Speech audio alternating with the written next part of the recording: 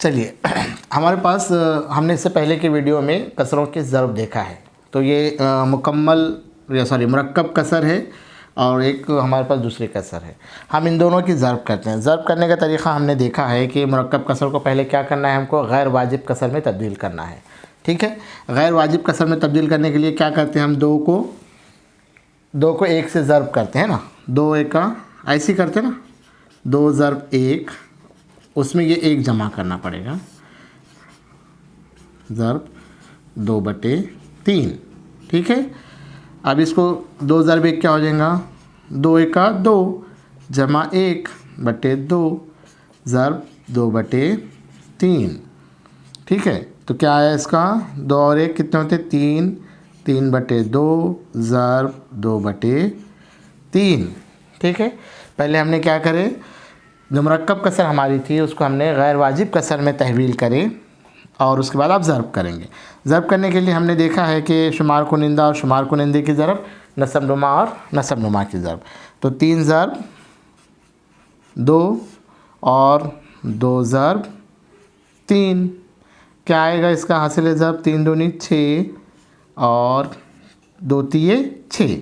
अगर हम इसको मुख्तसर करते हैं, 6 का 6, 6 का 6, तो क्या आ जाएगा, 1 आ गया, 1 आ गया।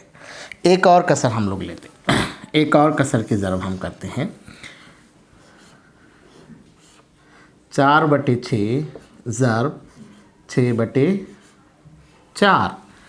अब देखो इनकी कसरों की अगर आप शुमार कुनिंदे और नसब नुमा पर ध्यान देंगे तो क्या आपको समझ में आ रहा है। यहाँ पर भी अगर ये दोनों कसरों के नसब नुमा और शुमार कुनिंदे पर अगर आप ध्यान देंगे तो आपको क्या समझ में आ रहा है कि एक पहली कसर का जो शुमार कुनिंदा है वही दूसरी कसर का क्या है, नसब नुमा है। दूसरी कसर का जो शुमार कुनिंदा है वही पहली कसर का क्या है, नसब नुमा है। गौर कीजिए। चलिए अब इनके हम ज़र्ब करते हैं। कैसे हम ज़र्ब करते हैं, 4 ज़र्ब 6, 6 ज़र्ब 4 कर लीजिए आप, 4 6 के 24/6 चौक 24। कितना हासिल आया इनका, दोनों अगर हम करेंगे, दोनों 24 24, 24 एक का 24, 24 एक का 24, 1/1 यानी क्या, 1 ही, 1। तो देखिए ऐसे 2 अदद या ऐसी 2 कसरें जिनका हासिल ज़र्ब 1 आता हो, देखिए ये 1 आया ना हासिल ज़र्ब, यहाँ पर भी 1 आया। ऐसी 2 कसरें, या हम ऐसे बोल सकते हैं कसर के बजाय, ऐसे 2 अदद की जोड़ी जिनका हासिल ज़र्ब 1 हो, वो 2 आदाद एक दूसरे के ज़रबी माकूस होते हैं। क्या बोलते हैं हम उसको, ज़रबी माकूस होते हैं। इसका मतलब क्या है, हम इस मिसाल से समझेंगे। 4/6 का ज़रबी माकूस कौन सी कसर है, 6/4 है। ज़रबी माकूस को अंग्रेज़ी में रेसिप्रोकल कहते हैं, रेसिप्रोकल, है ना। ऐसे ही 3/2 का ज़रबी माकूस कौन सा है, 2/3, ये ज़रबी माकूस है। अब कोई कसर ज़रबी माकूस एक दूसरे के ज़रबी माकूस है या नहीं है, ये कैसे हम तय करेंगे, कैसे तय करेंगे, तो हम उनको हासिल ज़र्ब उनका करना पड़ेगा। अगर हासिल ज़र्ब 1 आए तो ही क्या है, वो दोनों कसरें या दोनों अदद एक दूसरे के क्या है, ज़रबी माकूस है। आप ये लिख लीजिए अपने बयाज में। एक मिसाल और लेके हम समझेंगे। मिसाल के तौर पर देखिए, एक कसर है हमारे पास, कोई भी एक कसर ले सकते हैं हम, 6/4 ले लीजिए ज़र्ब, अच्छा 6/4 और 5/4, ये 2 कसरें हमारे पास हैं। अब आपको तय करना है कि 6/4 और 5/4 ये एक दूसरे के ज़रबी माकूस हैं क्या, तय करना है। तो तय करने के लिए तरीक़ेकार क्या है, पहले दोनों का आप क्या कीजिए, ज़र्ब कीजिए। 6/4 ज़र्ब 5/4, ठीक है, ज़र्ब कैसे करते हैं हम कसरों की? शुमार कुनिंदे की हम ज़र्ब करते हैं और नसब-नुमा की ज़र्ब करते हैं।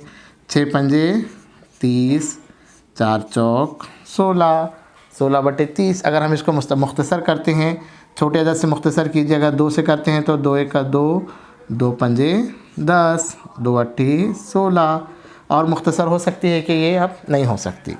15 बटे 8 इसका हासिल ज़र्ब आ रहा है। तो ये 6 बटे 4 और 5 बटे 4 ये एक दूसरे के ज़रबी माकूस हैं क्या? ये एक दूसरे के ज़रबी माकूस